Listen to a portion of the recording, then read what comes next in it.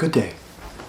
If you would like to listen to a 40-year-old grown adult drone on for about 10 minutes on the sport, art, hobby, some consider lifestyle of rollerblading, you've come to the right place. Now, when I say rollerblading, I'm talking about the overall skating. When I first started rollerblading, they were just skates that you put on, even before I knew that there was hockey or aggressive. Just rollerblading. Some things that I've been reflecting on, things that I've talked about maybe in the past, but I'm all collecting them in one thing. So this is not about aggressive skating. This is about rollerblading in general. 10 things I don't like about it. Number 1, putting them on and taking them off. You could also include transporting them and having to hold them, but the putting them on and taking them off, it's never been a super fun experience. In hockey, you're prepping for a game and everybody's doing it like kind of as a ritual together. That's cool sometimes, like when you're chatting and putting your skates on, but there's a lot of skates that are just annoying to put on, not fun to put on, to take a long time to put on. There was my Rems, one of my favorite pairs of skates ever, my Remedies, my original ones. They took so long to put on that by the time we would get kicked out at certain spots, people had already gotten a few tricks in, and I was just getting my skates done up. They felt amazing because they took so long to put on. But it's just like it's a very inconvenience feeling piece of technology or transportation. Just yesterday, my daughter wanted me to wear my skates for a little bit while she was on her bike and scooter, and the Aeons, they were so unpleasant and annoying to put on. Just even some of the sharp angles. There's 2 buckles, there's 2 sets of laces, the buckles are in the way. I do think there's something to be said about the ski buckles, like 3 ski buckles. It's just the liner and 3 buckles, and there's some old inline skates that just have 3 buckles. There's something there. Anyways, she was done, she just got off her scooter and got into the car and started putting her car seat stuff on, and I had only had one of the Aeon 80s off, and she was like, "What's taking you so long?" And I said, "I've got to take my skates off." There's a futuristic thing that I imagine. This is far, far into the future. And for the record, Jados were no better for taking on and off. They just weren't. They were kind of fast to put on, but they didn't feel like a skate. It felt more like a platform for wheels. So it was a very early invention of what a skate that was easy to put on would feel like. This is probably going to go over 10 minutes. I'll try and keep the other ones short. The Jado was almost there. Almost there. It's just not quite. It was like the first version of what if skates were easier to put on and you had shoes on. The thing I'm thinking of is either like a step-in system, or if we're getting really futuristic, it's some kind of magnetic thing that's attached to a backpack, and they like fly onto your feet, and you could like be running and jump, and then your skates would magnetize and be perfectly buckled and cuffed. It wouldn't even be a buckle or a cuff, it'd be some kind of nanotech. Like how you can just hop on a bike or a scooter or a skateboard. So convenient, so easy. The skates are just like a very primitive, clunky thing still. They're fun once they get on, and if you have a good fit. These are other things I'm going to talk about, but such an annoying part of skates. This is just for me. Number 2, skates are still, they feel and look, they're an extremely primitive piece of technology. They've been around for, if you go way back, the Jean-Joseph Merlin background, I'm not going to be able to quote the history there. Or the thing that I just posted where the Chicago roller skate company first developed, like the thing that became the brand rollerblade, that like, it was a frame with a bunch of holes in it. And then it was hockey players that ended up starting rollerblade that wanted to train off ice. So it was Rollerblades are a simulated ice skate technology. And they still look like that when we use them. It's like we're in the very early stages of rollerblades. They should be a very futuristic, well, to us, this is the thing that's addictive. To us, to people who know and can use rollerblades and skates, that they're a very futuristic form of transportation technology. But for some other reasons I'm going to go into, there's reasons why they're still very primitive. If you're really good on them and know how to use them properly, you can make them appear futuristic and not so primitive. But you look at somebody who's just getting into skating or trying it, it's a very clunky and primitive. It's kind of stuck within that original rollerblade Lightning TRS. Everything's kind of like a slightly evolved shape of that, but there's some futuristic skates, but it's still just the early stages. Like imagine if rollerblading had been around for, I don't know, 500 years, 1,000 years? Like that people had been developing ways to attach wheels to your feet. I think it would look different than what we know now. You even see it in biking, that like the core riders, that the e-bike thing is not accepted. You see that like futuristic things are starting to seep into other activities. Anyways, that's number 2. Number 3, skate sizing, fit, and quality kind of relates to number 2. We're in the primitive stages, and I've talked about this a lot in other videos, but it's just kind of a mess. To find something that fits and feels amazing, that you love to put on, that you can have on for a really long period of time, like a pair of skates that you could just live in, they're so comfortable. It's hard to find that. That's a problem. Number 4, all of the unnecessary categories. This is a action sports problem. I remember I bought a ski buyer's guide. There was that stretch where I was really trying to get into skiing, and it just was more work than anything else, trying to find, or like a bike to like recommend. I guess in skating it would be like you recommend flat 80s with on a like a FR shell, like a nice comfortable shell rollerblade Seba FR flat 80s. It would be like skiing and biking. It's just as confusing in skating. I wish there was just more all-around things that you could buy, because there's, let me just try and think, speed, urban, fitness, aggressive, slalom, and they create more categories as a marketing thing. I just wish it was all skating, or like when you went into like biking and skiing, it all gets too overly specialized, and that's more for the people who are really into it, and I get that. But from an outside perspective, it would be amazing if the reason the Lightning TRS was awesome, or that Impala's doing it, it's just a simple skate, and there's problems with other skates that I'll get into the last point, but like there was a reason the Lightning TRS was such a popular skate. It was just like simple, classic, the wheelbase was good, you could do a little bit of everything in it. I find with biking and skiing it's just as overwhelming. There's too many options, and you wouldn't even know where to start or who to trust on like, I just want to do a simple activity. I'm not going to specialize in it. Like I want this bike, I don't know, I might go on trails, I might go on the road a little bit. Too specialized. That's a mark against it. Like imagine if, I guess phones are complicated. I don't know the right thing to compare it to, but there's things in our life where it's like, it's pretty straightforward, I'm just going to buy this one thing. But then for these activities, it gets so complicated. It'd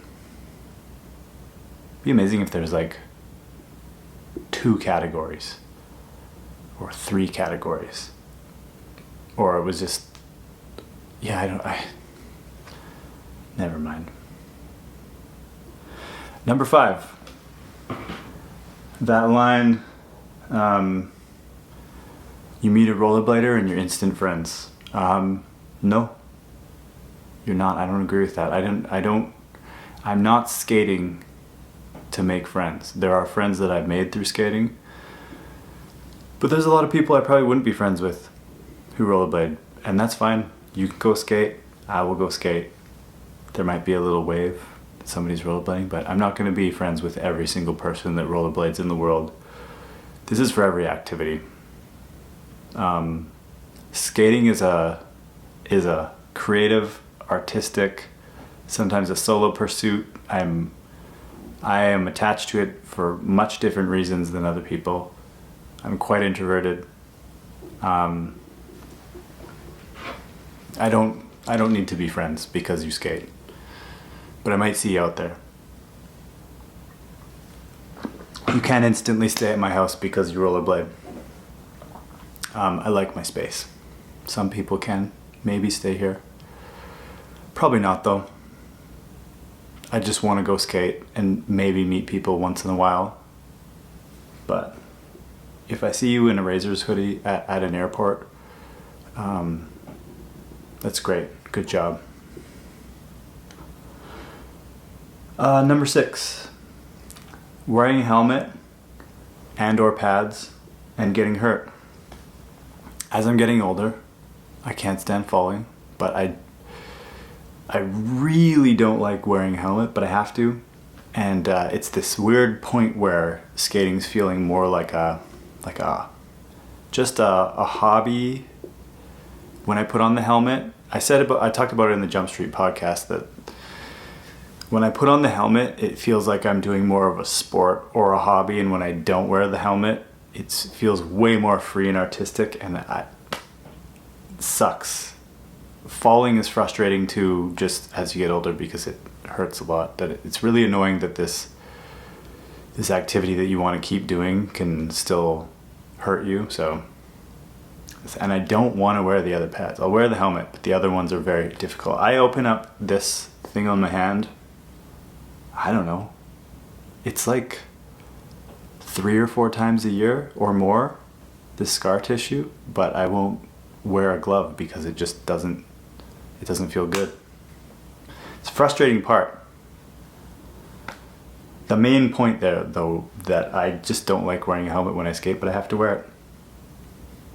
Makes me enjoy skating less, putting on the helmet. If I'm really enjoying skating, I'm not thinking about the helmet.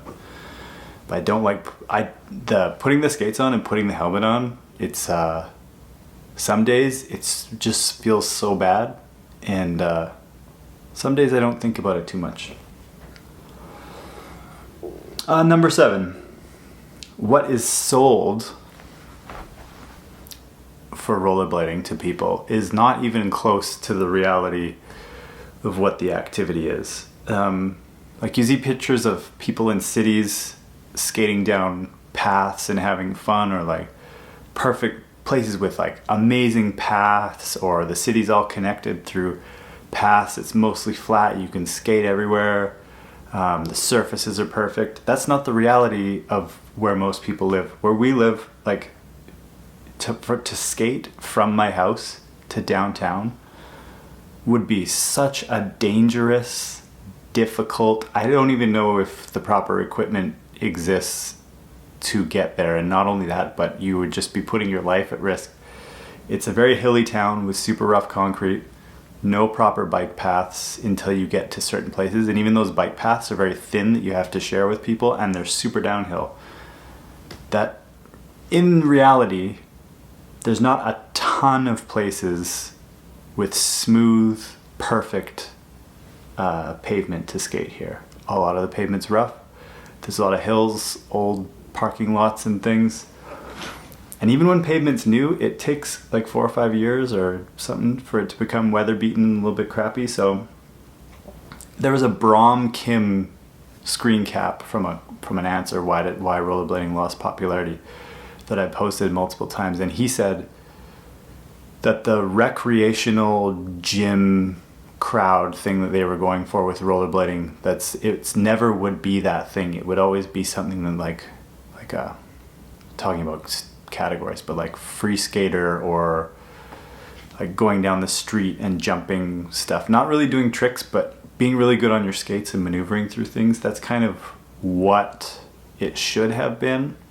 That like perfect pathways, perfect surfaces where you don't have to worry about obstacles, puddles, rocks hopping off curbs, surface changes, slopes. There's so much that you need to know to do on skates for it to be an enjoyable experience. And even then, there's sometimes where like I'm flowing and I'm feeling good, and then there's certain like things to maneuver through that just makes me look dorky and like a shitty skater, which I'll get into later. Number 8, lack of outdoor rink spaces. In Canada, it's extremely normal to have to ice skate on a pond, have like there's rink spaces in cities or small towns. Ice skating is like a popular winter recreational activity to do with the family. But for some reason, as a off winter season thing, there should be quad and inline outdoor skating rinks, surfaces that are flat, that you go around in a circle outside, maybe even covered so you could skate there in the rain. Just like a baseball field or a hockey rink or a tennis court, like an actual designated, this is a surface. There's skate parks, but this is a surface to practice quad and inline skating, and there's nothing else to worry about except going in a circle or skating around. Why doesn't that exist? It's so obvious that there's like such a difference between the winter activity and the summer activity of skating. You're doing exactly the same thing. And again, that's related to recreational skating is not what it's advertised. Rollerblading is a much weirder thing than what people want it to be sold. That's why Impala was also brilliant of like kind of repackaging the Lightning as a fashion thing, but then the skate is actually a really functional, straightforward skate if you're just gonna skate it in like a tennis court, or you're gonna be able to rec skate very far like on the seawall in Vancouver in that skate. But in terms of a in the door skate, they were smart with that one. Number 9, hard to make look good, easy to make look bad, easy to make look easy. And it's also very revealing because they're attached to your feet. So the human movements, all of your insecurities or overconfidence, or there's just so much by attaching wheels to your feet. And because they're so primitive, it's like walking, when people walk with their ski boots on, there's just something about it that is still primitive, awkward. If you see it in the wild, it usually it looks more weird than it does fun or good. That's not bad. It's a very alien thing still, and it's in such a primitive stage. You're not going to see somebody perfectly power hockey striding and maneuvering corners and doing perfect crossovers. Most of the time when you see somebody skating, it looks a little off. Myself included, probably. Sometimes.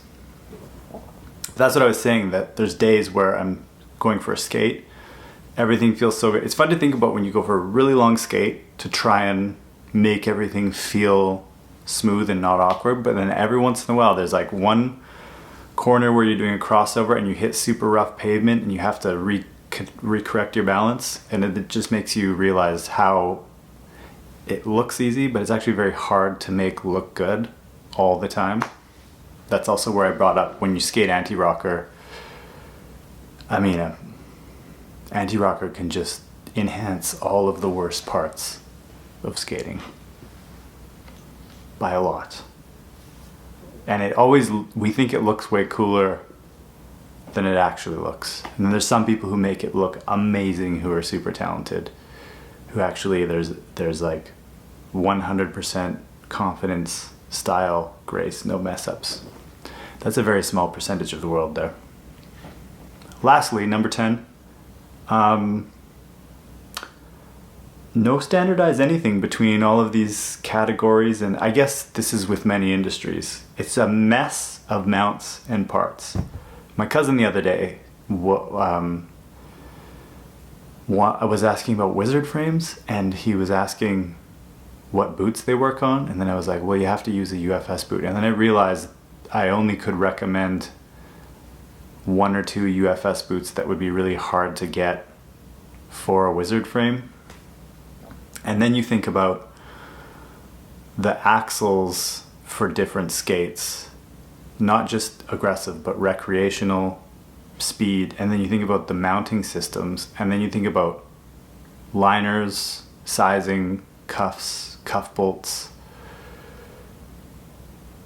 It would be amazing if it was more standard, that you could use a bunch of different parts for a bunch of different skates, for a bunch of different styles. Or if it was all skating and you could build a really unique skate where the mounting and the base and the liner and the cuff.